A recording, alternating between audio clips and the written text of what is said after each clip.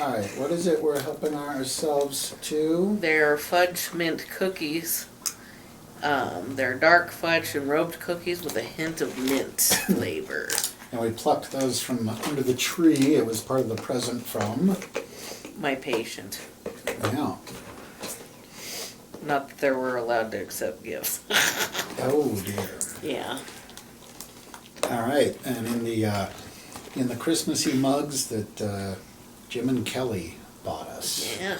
our best man and maid of honor at our wedding.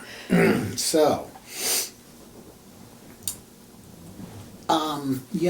we've been watching Christmas movies all month, obviously, and I tend to often pay attention to how Santa's sleigh works in these movies. I mean, in Elf, for instance, they got the Kringle 3000 jet thing. Yeah, you got the Christmas spirit. Yeah, the Christmas spirit gauge that keeps it flying.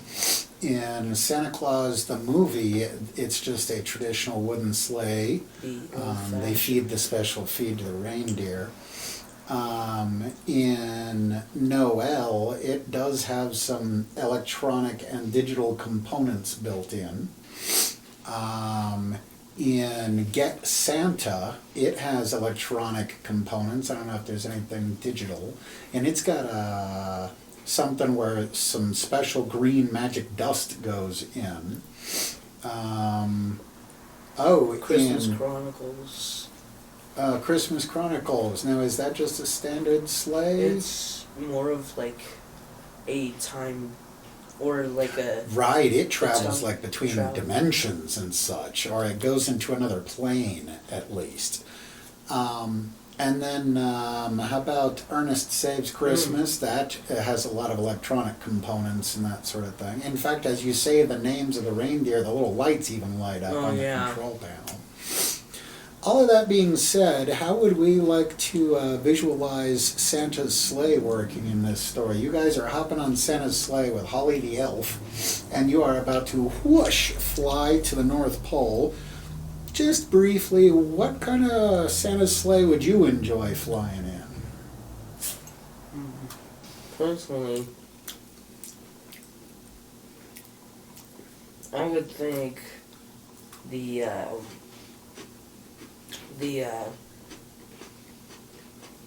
time, or the Dimensional. Yeah, the dimensional sleigh. So like the Christmas Chronicles style. Yeah. Yeah, I could go with that. Okay. Well, so imagine yourself on this sleigh on your way to the North Pole, and if we make it like the Christmas Chronicles, you see these sort of telescopic views of all the cities of the world and that sort of thing. She explains to you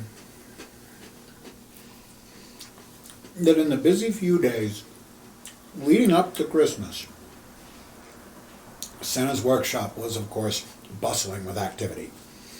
The elves were wrapping presents, making toys, and singing songs, whilst Santa was tucked away in his cozy office, making the final touches to this year's naughty and nice list. Oh, if only these joyful, hard-working folk were aware of the trouble that was to come. One morning, Sheffy, the elf who's best at baking, gave himself a tummy ache, testing one too many brandy snaps. Holly, the one telling the story, she's apparently the elf with the kindest heart. She describes that she nursed Sheffy all day and did her best to take over the sugar cookies that he'd been working on for everyone's breakfast. So in the North Pole, they have sugar cookies for breakfast, apparently. However, the distraction of taking care of a sick friend whilst also baking something she'd never made before meant that Holly didn't realize when a dusting of coal fell into the mix, the cookie mix, in her haste to finish. Unbeknownst to everyone in Santa's workshop until now, eating coal can do all sorts of peculiar things to an elf. And these elves happily munched their way to the whole batch, even congratulating Holly on what a tasty treat they were to keep them wrapping gifts all day long. Holly and Sheffy were the only elves not to enjoy some of the cookies, as Holly was too nervous and Sheffy still wasn't well. Well, as Holly went to wash the crumbs off the pretty cookie plate, which everybody, has now cleared completely, she heard a crackle and then a pop. And as she spun around, she was faced with a crowd of naughty gremlins where her friends had stood moments before. And worse, a nasty howl coming from Santa's office, Oh no. instead of the usual jolly chuckle. And that told her that something was very bad indeed. Something very bad indeed was going on. And that she should go get help as quickly as possible, which brings us to where our story began. Before the gremlins could get her, she stole the sleigh and flew off into the night looking for help. So, we are going to... You're in the spot where I normally put my Chromebook when I get up, Doctor Who Kid Movie. I am going to get some of the naughty elves. So, here's what the naughty elves, aka Gremlins, look like. Now, the elves, the naughty ones, were colored by Wesley and cut out and built by me. Well, of course, you guys haven't even seen them yet at this point in the story, so... Gremlins are elves who have become naughty instead of nice. They have... okay, so she would describe to you about what she witnessed. You know what? Maybe not even. Maybe we should just get there. You arrive at the North Pole, slowing down after your whirlwind travel through the plains, by the way. That's when we saw Christmas Chronicles, I was like, well, that's kind of the way they describe it in the Gremlins, but I couldn't say anything because it would be spoilery. But yes, you arrive at the North Pole, slowing down after your whirlwind travel through the plains. The air is icy cold, but fresh and crisp. Below you, sitting on the very top of a tall mountain in a vast landscape of white snow, is a small lodge with inviting warm light shining out from the windows. Its walls are made out of coarse wood, and a small stone chimney pokes out from the snow on the roof. As you draw closer, you begin to hear sounds coming from inside. Breaking glass, things being smashed, discordant attempts at music, and mad cackling. It sounds like a party that got way out of hand. Now, we are going to talk about how Santa's place is laid out. Why? Because I have a special link for maps. It's right there. So if everybody would please click on the Christmas 2020 Adventure link, I am going to drop a couple of things there, okay? Mm-hmm. So, she gives you an idea of the tactical situation. Santa's workshop has 4 main rooms: Santa's office, the factory, the wrapping room, and the barn. Each of these rooms serves a particular purpose, and together they form an efficient line of toy production from design all the way to delivery. It all begins in Santa's office. Is that the top right corner? Mm-hmm. Okay, because I don't have the picture in front of me. I didn't think this out very well, did I? It all begins in Santa's office, where the big guy divines what gift to choose for a child that's been good. These gifts are then designed and made in the factory, brought down to the wrapping room to be festively decorated, and then loaded into the sleigh in the garage. Normally, Santa Claus and his elves work around the clock to bring presents and cheer to good children all over the multiverse. Their words, not mine.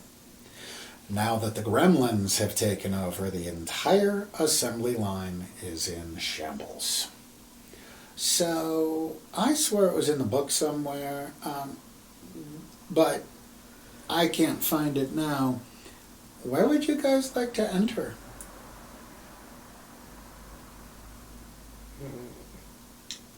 The barn. Yeah, the barn. Through... Where Santa's sleigh goes in. Okay, through the big garage door thingy? Yeah. Alrighty. So, now...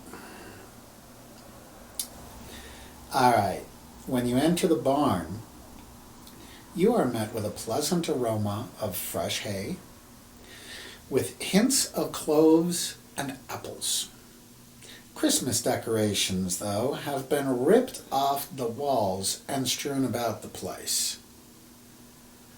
Tinsel trailing around everywhere. An enormous pile of presents has piled up on one end of the room. New gifts still piling in from the large opening in the wall. Down there on the bottom left, that's the end of the conveyor belt.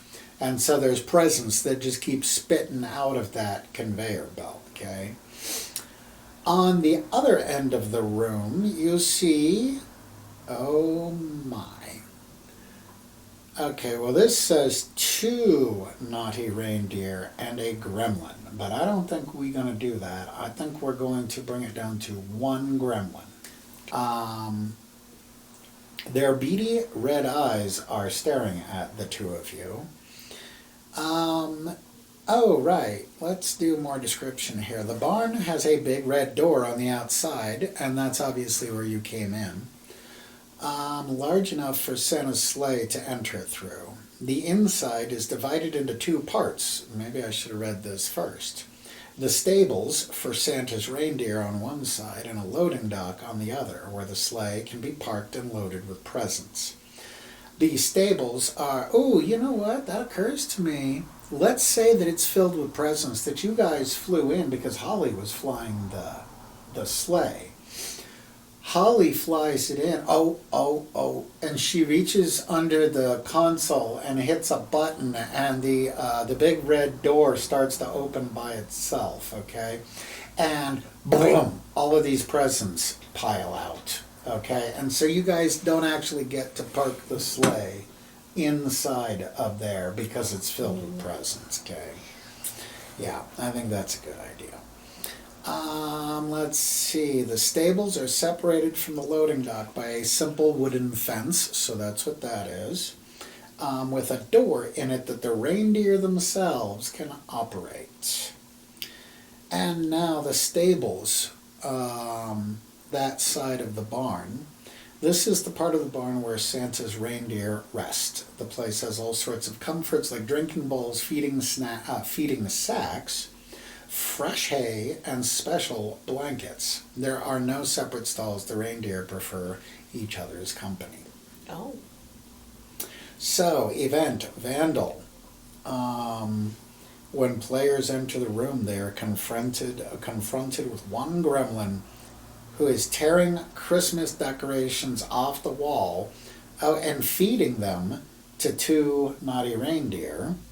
When approached, they are quickly agitated and they attempt to turn their roughhousing onto the newcomers. Well, let's not go that far ahead, because I'm not sure. We could say that they're just nice reindeer, and you have the one gremlin.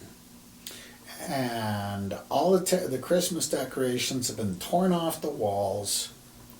What a rousing rendition of Winter Wonderland quell the 3 of them. That depends. Are the 2 of you actually going to sing it? Yeah, Wesley looks like, no, but hell no. I'll sing, but I don't know the words. There might be some winter you guys- underwear and. You guys could just sing Jingle Bells to him, perhaps. Oh, yes.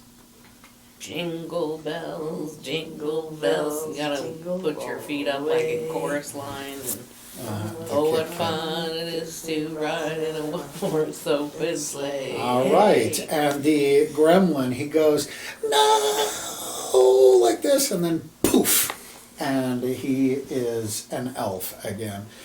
Since Come on, you- we gotta save the rest of Santa's workshop. That's right. Since the both of you actually sang for it, go ahead and take a role play point each.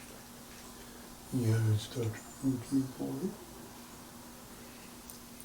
All right, and that is a defeated gremlin who is now an elf. When the gremlin is turned back into an elf, it is so grateful that it presents the group with one Jolly Goods item card. So, and it does not say each, but we'll do each, okay? So, here comes more Jolly Goods items. Hey, the picture went away. Oh, that's annoying. Alright, here is the face down pile. Winter spices. Winter spices. Uh-huh. Ground up, these spices make anything that is sprinkled on edible and tasty. Oh my, okay, get a good picture on your camera, please. And Sigmund. I got a candy cane. A hard candy that, when bitter just right, can make for a mean shank. Yeah, shank that deals 1d as a simple melee weapon. Tastes like peppermint. Okay, so you know what a shank is? It's a homemade knife. It's something you stab somebody with. So when it says when bitten, it makes for a good shank. Look, it's like, all right, come on, dude, get out of my face. Like Grandpa Simpson. Oh, that's right, he did. Or he broke off Yeah. some of it and then he used it as a weapon. All right, so let's see. We have the barn. We have the gremlin is now turned into an elf. Holly. I don't know. They didn't really tell me what Holly is doing in the rest of the story, so we'll say that Holly's like waiting outside, letting you guys do all the dirty work. So. A steady flow of gifts from the wrapping room is piling up in the barn, all wrapped in crazy ways. Some of the wrapping paper sticks out at sharp angles. Some of them have too few ribbons. Some of them have too many ribbons. Or some are wrapped completely in tinsel or strings of lights. The majority of the name tags are missing, and those who are there have crude jokes written on them. It's gotten so bad that there's barely enough room to park the sleigh, but we agreed that the sleigh is outside. The presents themselves are terribly made affront to gift giving, as described in room 3, the factory. We'll get to that. And there's an event here that we're not going to do. We will instead focus on which exit you want to go through. Well, I want to crawl through the. You want to crawl to the conveyor belt? Yeah. Okay. All right. So. Although there might be presents on there, so I might not be able to get through. Yeah, I would think that they keep flying through, but it might be possible. You could try like a dive roll or a. Do you got anything on your character sheet that says you're particularly agile or lithe or no? Okay, well, do you want to just make an opposed D20? Mm-hmm. And if you beat me, you manage to get your way through. Where'd the dice go? There it is. Ooh. 19. Oh dear. Wow. All right. Take that. Okay, 4. So, all right, you managed to do, you got anything? Army crawl. No, well, but again, they're flying down the conveyor belt at you. I was thinking like you'd do like a dive roll or, you know, I don't know what. Something very cool. You'll think of Yeah. it later. Yeah. Okay. All right, so Sigmund. Or I could be going like this. True. Sigmund opposed D20. Here's my D20 first. And it's a 10. Beat that. Okay. 19. Alrighty. So yeah, you managed to make it through. So that brings you guys into the next room, which is the wrapping room. Wesley, don't even think about it. Yeah, this is where the freshly made toys come in, are inspected for quality, wrapped, addressed, and sent to the barn for loading up. There is a clear organization to the room where presents travel from the inspector's desk, through wrapping and labeling, to finally be delivered to the barn,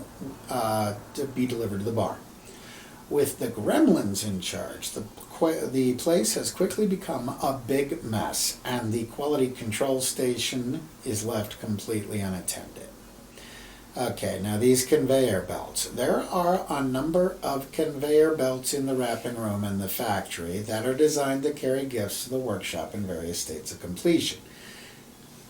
The Gremlins have them turned up to maximum speed, and they are rolling along at a blistering 15 feet.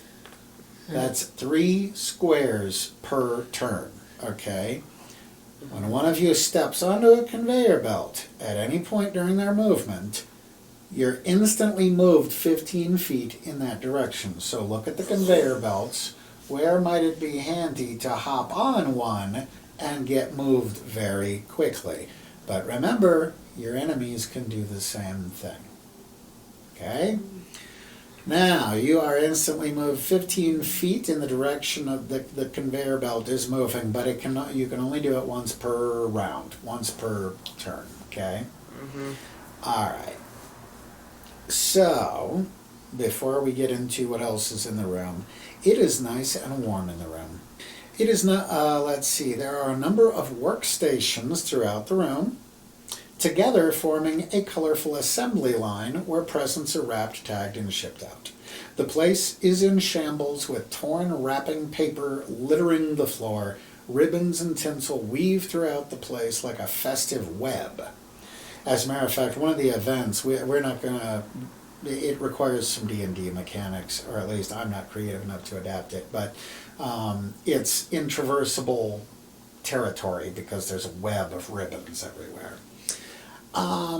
You are met with a cacophony of cackling gremlins, darting about the room, throwing presents, ribbons, and tinsel all over the place. You guys are going to have some very interesting set-piece combat in here, okay?